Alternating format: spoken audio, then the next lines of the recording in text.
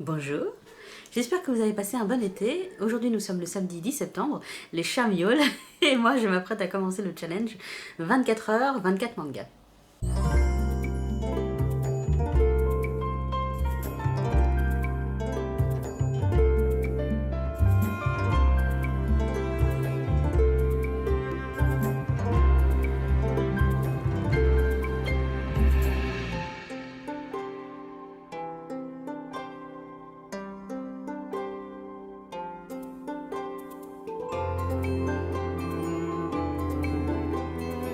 Alors, rendons ce qui est à César. L'idée ne vient pas de moi, je l'ai vue sur la jolie chaîne du journal d'Anna, que je vous mettrai en description.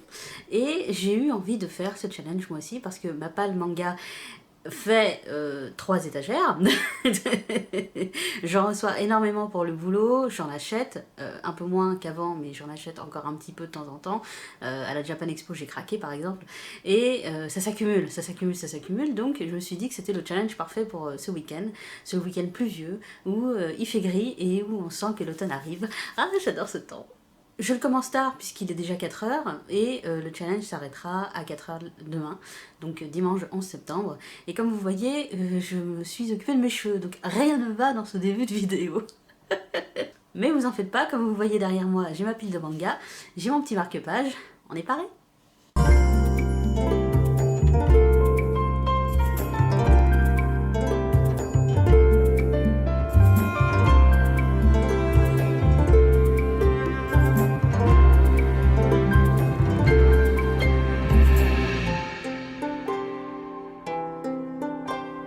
Il est 18 h, je me suis préparée puisque je sors ce soir et je suis en train de... J'ai commencé plutôt Artiste, le tome 7 et j'aime toujours autant, c'est toujours merveilleux, il y a plein de bons sentiments à l'intérieur, ça donne faim, c'est spirituel, enfin j'aime toujours autant cette série. Il y a toujours un long temps d'attente entre chaque tome, mais chaque fois ça se dévore, on en prend soin, on l'aime ce petit tome, et c'est un pur bonheur. Je reviens rapidement sur mes 2 précédentes lectures, Hate My Mia, qui est un boys love, qui était plutôt sympathique. Alors c'est un couple de bêta, hein, on va pas se le cacher, c'est je t'aime moi non plus, mais en même temps je t'aime et je t'adore. Et il y a des scènes très chaudes, mais sinon c'était une bonne lecture de Boys Love. C'est vrai que ces derniers temps, dans mon abonnement Anna, j'étais plutôt mitigée parce que je lisais, mais là je n'ai pas été déçue, donc je vous le recommande chaudement. Par contre, petite déception pour Sweetness and Lightning, j'ai arrivé à le prononcer. C'est sympathique au demeurant, mais ça casse pas 3 pattes à un canard. On voit les gros fils blancs de partout. Et je n'ai pas été particulièrement attachée au personnage, à part celui du père. Voilà, ça donne faim, ça c'est sûr, puisqu'il ne parle que de cuisine tout au long du manga. Mais sinon, c'est pas mirobolant comme lecture. Donc je ne pense pas que je lirai la suite. C'est tout pour le moment, je retourne à ma lecture et je vous dis à la prochaine.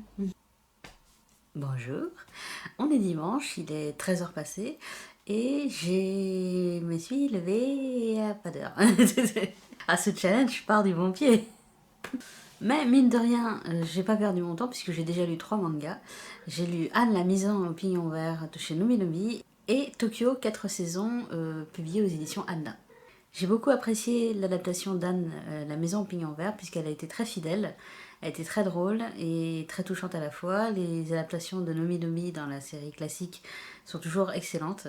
Je suis plus mitigée sur Tokyo et 4 saisons, puisque on suit 3 histoires distinctes qui n'ont pas de lien entre elles, et on est un peu perdu dans des histoires. J'avoue que tous les personnages se ressemblent, donc j'étais là, qui est avec qui? Et surtout, l'histoire principale, sans vous spoiler, n'a pas vraiment de conclusion. Ou en tout cas, je ne l'ai pas très bien comprise. Donc là, c'est une lecture mitigée. Mais je ne perds pas espoir, on continue le challenge.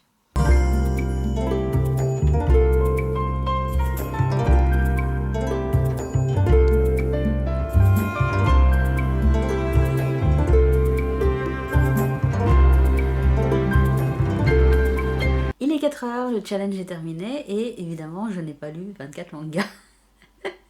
J'y croyais pas moi-même. Hein. Mais j'en ai lu presque 10, ce qui est pas mal. Qu'est-ce que tu fais, toi? Surtout que j'ai bien varessé, hein, et hier soir, je n'ai pas lu du tout.